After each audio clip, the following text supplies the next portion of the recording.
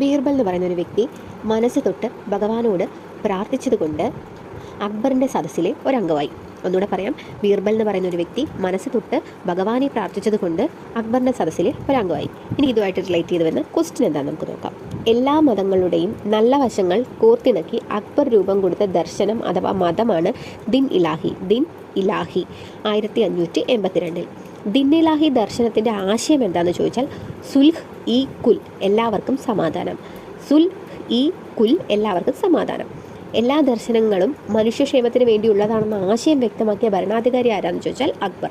ഇനി അക്ബറിൻ്റെ രാജസദസ്സിനെ അലങ്കരിച്ചിരുന്ന പ്രധാന വ്യക്തികളാണ് രാജാ തോഡർമാൻ, രാജാ മാൻസിംഗ്, രാജാ ഭഗവൻദാസ്, ബീർബൽ. അതാണ് ഞാൻ നേരത്തെ പറഞ്ഞത്. ബീർബൽ എന്ന് പറയുന്ന ഒരു വ്യക്തി മനസ്സ് തൊട്ട് ഭഗവാനെ പ്രാർത്ഥിച്ചു. അതുകൊണ്ട് തന്നെ എന്താ, അക്ബറിൻ്റെ സദസ്സിലെ അംഗമായി. അത് ഉദ്ദേശിക്കുന്നത് എന്താണെന്ന് വെച്ചാൽ അക്ബറിൻ്റെ ദിൻ ഇലാഹി മതം സ്വീകരിച്ച ഒരേ ഒരു ഹിന്ദു ആരാണെന്ന് ചോദിച്ചാൽ ബീർബൽ.